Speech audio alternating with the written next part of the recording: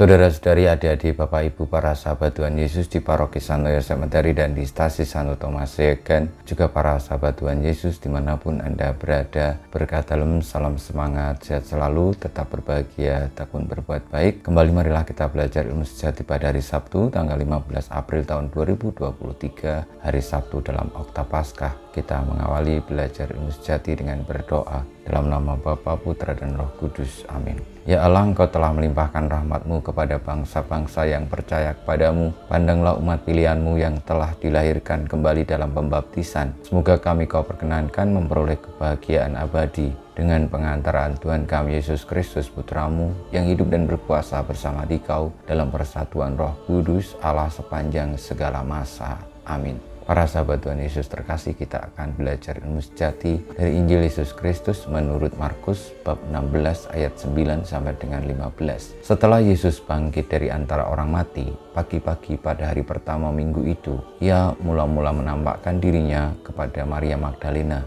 Daripadanya Yesus pernah mengusir 7 setan. Lalu Maria Magdalena pergi memberitahukannya kepada mereka yang selalu mengiringi Yesus dan yang pada waktu itu sedang berkabung dan menangis. Tetapi ketika mereka mendengar bahwa Yesus hidup dan telah dilihat olehnya, mereka tidak percaya. Sesudah itu Yesus menampakkan diri dalam rupa yang lain kepada 2 orang dari para murid ketika keduanya dalam perjalanan keluar kota. Ketika mereka kembali dan memberitahukannya kepada teman-teman yang lain, kepada mereka pun teman-teman itu tidak percaya. Akhirnya Yesus menampakkan diri kepada ke-11 orang itu ketika mereka sedang makan. Yesus mencela ketidakpercayaan dan kedegilan hati mereka, oleh karena mereka tidak percaya kepada orang-orang yang telah melihat Dia sesudah kebangkitannya. Lalu Yesus berkata kepada mereka, "Pergilah ke seluruh dunia, beritakanlah Injil kepada segala makhluk." Demikianlah sabda Tuhan, terpujilah Kristus.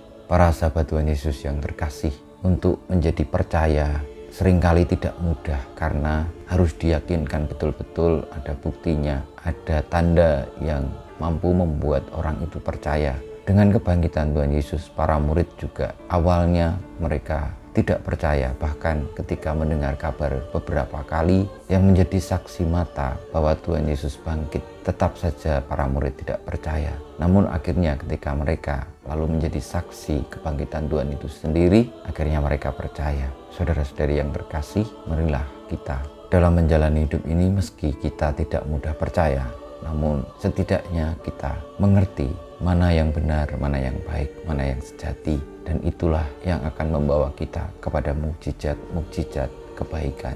Dan itulah yang sebenarnya patut kita terima dan kita yakini, lalu kita percayai, tanpa harus ada bukti-bukti atau tanda-tanda. Karena kebenaran itu sendiri adalah tanda bahwa Ia akan membawa berkah. Sebagaimana Tuhan Yesus di dalam perjalanan hidupnya selalu baik dengan orang lain, selalu benar, dan Ia melakukan itu untuk keselamatan seluruh umat manusia. Maka kebangkitannya adalah menjadi berkat bahwa Allah tidak akan membiarkan orang-orang benar, orang-orang baik dikalahkan oleh kejahatan, namun mengalahkan kejahatan itu dengan bangkit mulia. Marilah kita dengan keterbukaan hati kita, kepercayaan kita, mendengarkan suara Tuhan Yesus, melaksanakan sabda perintahnya untuk pergi ke seluruh dunia dan memberitakan Injil kepada segala makhluk. Artinya dengan kebangkitan Tuhan Yesus, kemenangan, kebenaran atas maut dan dosa, kita dituntun untuk berani mewartakan kebenaran itu kepada siapapun juga. Dan yakinlah Tuhan akan menyertai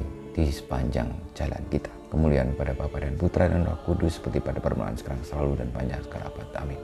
Ya Yesus, jadikanlah hati kami seperti hati-Mu, Tuhan, bersama-Mu dan bersama Roh-Mu. Kita semua hidup kita, perjuangan kita untuk percaya kepada Sang kebenaran Kristus yang bangkit mengalahkan maut dan mewartakan Injil kepada segala makhluk. Sepanjang hayat hidup kita senantiasa dibimbing, dilindungi, diberkati Allah yang Maha Kuasa, Bapa, Putra, dan Roh Kudus. Amin.